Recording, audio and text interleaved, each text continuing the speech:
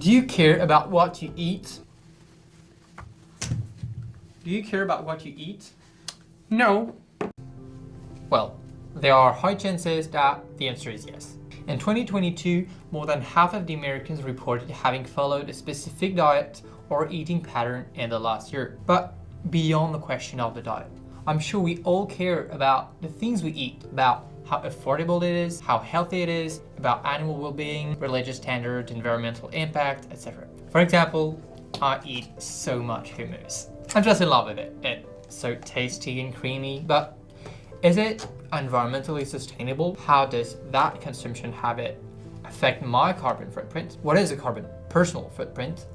And how does it work? How and why you should calculate it? This will be the main topic of today's video. Mr. Climate is a media that has the ambition to cover climate and environmental affairs with a scientific, evidence-based and data-driven approach. All my sources are in the description. The first question we will ask ourselves is, what is a carbon footprint? According to the IPCC, it is a measure of the exclusive total amount of emissions of carbon dioxide that is directly or indirectly caused by an activity or accumulated over the life stages of a product.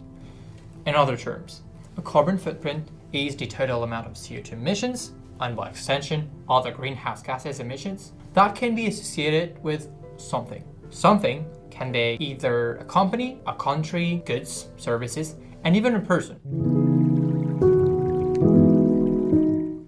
When calculating the carbon footprint of a person over a certain period of time, which is a year most of the time, you need to know roughly everything about the lifestyle and daily habits of the person. What does he eat? What does he buy? Where does he live? What type of transport does he uses, etc.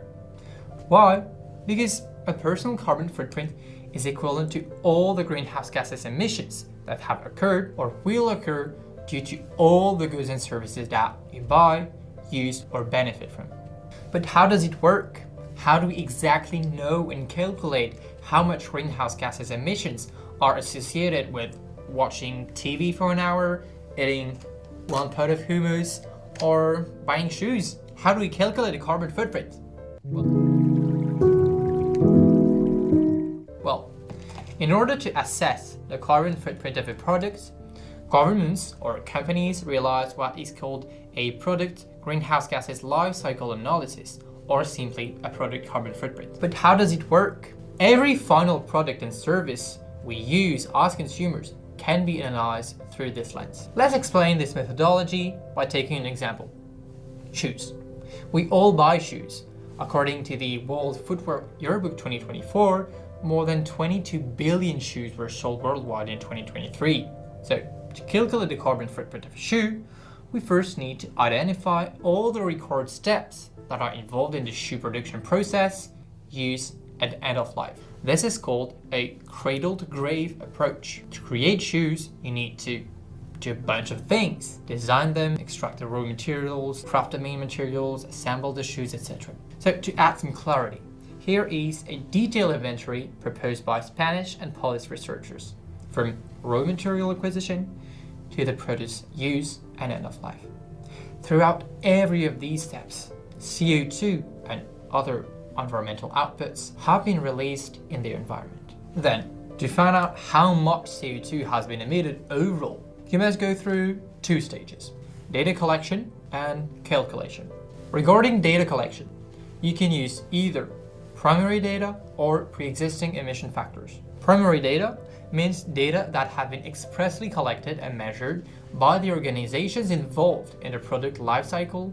For example, the quantity of gasoline needed to transport the shoes from the manufacturer to the shop, or the amount of rubber needed to craft the sole of the shoe. With these primary data, you can create your own emission factors. An emission factor is a representative value that attempts to relate the quantity of a pollutant released to the atmosphere with an activity associated with the release of that pollutant. In our case, the pollutants concerned are greenhouse gases. But in most cases, it's either technically too difficult or too costly to calculate your own emission factor with specifically collected data. Therefore, companies and governments can use pre-existing emission factors that are available in public or private databases. It's a far cheaper way to calculate your emissions, but it's less reliable. It's less real. It's less real.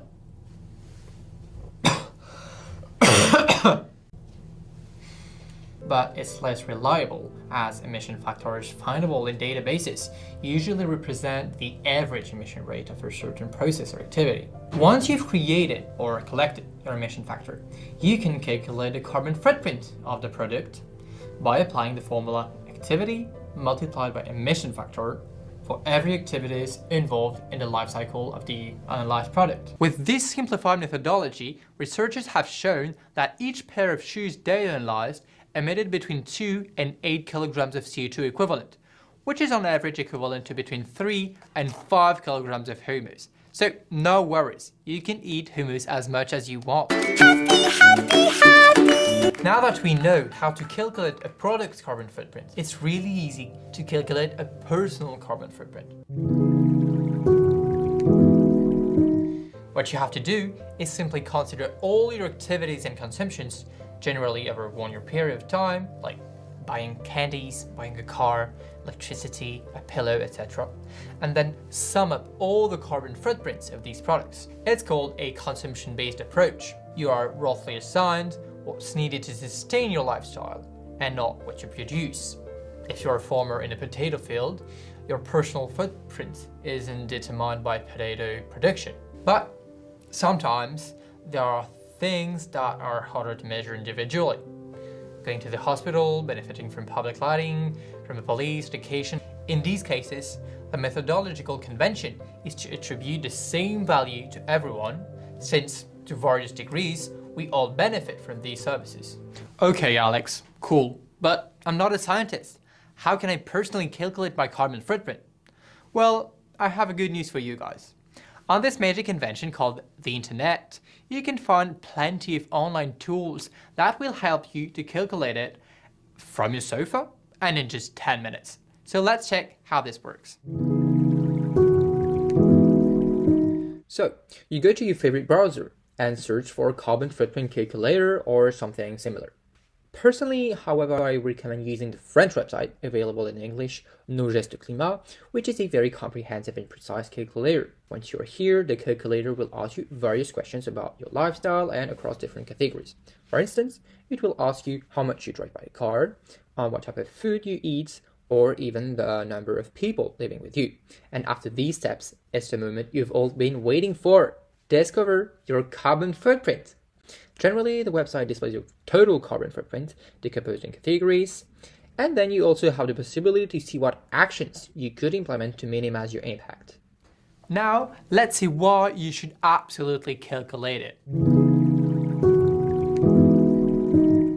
So, you might say, why is it so crucial? Simply because it's the most important environmentally friendly action you can do, and it takes literally 10 minutes. First of all, you will be able to realize how impactful your lifestyle is, and it will give you an idea of the real orders of magnitude at stake. It's essential because often Western countries' residents tend to have some misconceptions about their CO2 emissions and emissions per capita of their country. So calculating your carbon footprint will enable you to compare it with your national per capita average, with foreign averages, and with what would be a sustainable amount in 2050. So let's do this. An average Indian emits about 1.7 tons of CO2 per year. The world average is at 4.7, Chinese average is at 7.2, EU at 7.9, and the US at 16.5. Whereas to respect the Climate Paris Accord, it's common to say that the world average target is at 2 tons of CO2 equivalent. I won't go into details here, but there would be a lot to say about that 2 tons target, the different ways to calculate countries' greenhouse gases or CO2 emissions, or emission inequalities between and within countries. So if you want more details on these topics, let me know in the comments. The second reason why it's crucial, it's that estimating your carbon footprint will enable you to take action in the most effective way possible. Indeed, the carbon footprint gives you an objective, scientific, comprehensive, and quantified overview of the habits and consumption patterns that emit the most and those which emit the less. From there, in all awareness and taking into account possible personal, professional, family, and other constraints, you can choose to adopt the most effective solutions for you, bearing in mind that the earlier you act, the better it will be for the climate. Examples of actions with the most significant impact, up to several tons per year, could be to reduce the proportion of animal products in your diet, cut down the number of airplane or gas-powered car travels, or replace the heating system of your home. Now that you know how carbon footprinting works, how and why you should calculate your own footprint, I'd like to conclude with 4 key takeaways. The first one is CO2 and greenhouse gases emissions are not the only environmental externality associated with human activities. Global environmental footprint also includes things like biodiversity impacts, soil, air and water pollution, ozone depletion, use of minerals, water consumption, etc. So all these externalities have an influence on the natural environment and ultimately on us. Biodiversity losses are not detrimental only because we like polar bears and pandas, but also because biodiversity is essential to human lives. For instance, in the pollination process, which is a keystone of the agricultural system we have. So don't fall into the trap of believing that only CO2 matters in terms of environmental damages. Secondly, beyond environmental externalities, of course, our daily consumptions and habits also feature non-environmental impacts, such as cultural, economic, moral, or social implications. So the goal is to find a good equilibrium between these different spheres, to find environmental solutions, actions, and habits that can also have positive effects in various fields. For example, taking the bike instead of the car reduces air and noise pollution, provides healthy physical activity, and saves a lot of money.